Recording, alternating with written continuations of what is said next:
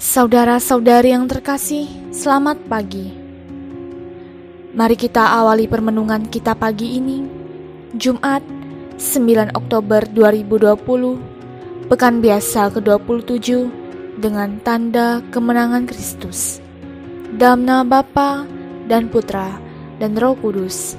Amin. Pada pagi ini kita akan mendengarkan renungan dari Pastor Cornelius Kulikeban MSC dengan tema Jangan Gampang Menuduh, dari Lukas bab 11 ayat 15 sampai 26. Ada seorang guru honorer di sebuah lembaga men-sharingkan pengalaman pahitnya perihal dia dituduh mengambil barang milik lembaga itu.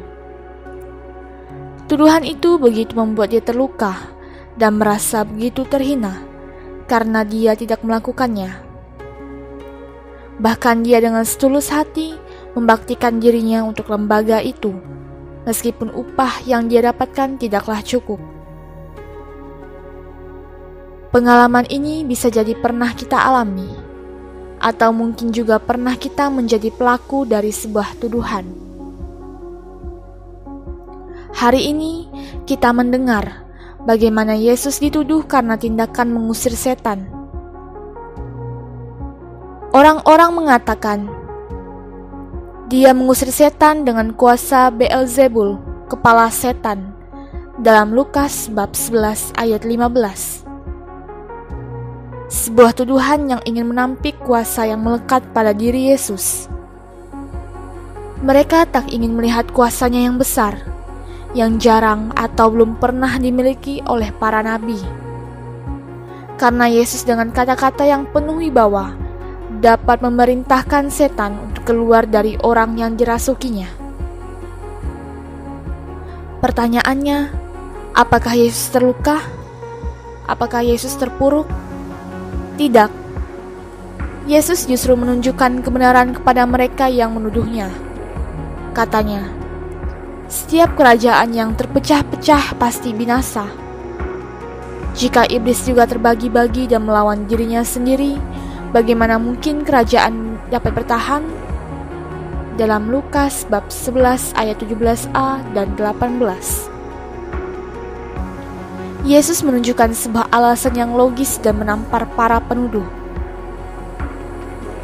Tuduhan selalu terjadi karena kita mencurigai seorang sahabat, atau juga karena kita tidak menyukai seorang sahabat untuk bertumbuh dalam kebaikan-kebaikan, atau kita tidak mampu bersaing dengan seorang sahabat. Dan kita berharap agar tuduhan itu membuat dia jatuh terpuruk dan tidak berdaya untuk bangkit lagi. Sebuah harapan yang sangat berlawanan dengan prinsip hidup seorang Kristiani. Sebagai pengikut Kristus, kita dipanggil untuk menghadirkan kerajaan Allah dalam keseharian kita, yakni sukacita dan damai sejahtera. Karena itu, saat kita bersukacita dalam penderitaan seorang sahabat, kita bukan pengikut Kristus. Bercermin pada Sang Sabda yang mengatakan, "Jika aku mengusir setan dengan kuasa Allah, maka sesungguhnya kerajaan Allah sudah datang kepadamu." Dalam Lukas bab 11 ayat 20. Saudara, kerajaan Allah sudah ada di tangan kita, maka bagikanlah itu kepada sesama. Salam Cornovum, hati baru.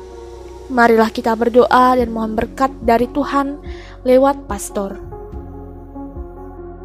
Marilah kita berdoa. Tuhan Yesus Kristus, Engkau menanggapi tuduhan dengan sikap bijak dan penuh kasih.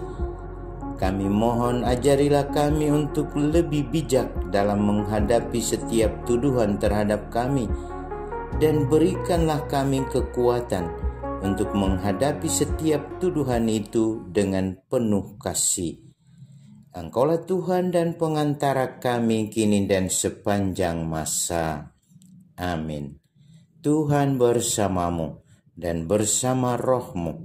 Semoga kita sekalian senantiasa dibimbing, dilindungi dan diberkati oleh Allah yang Maha Kuasa, Bapa, Putra, dan Roh Kudus. Amin.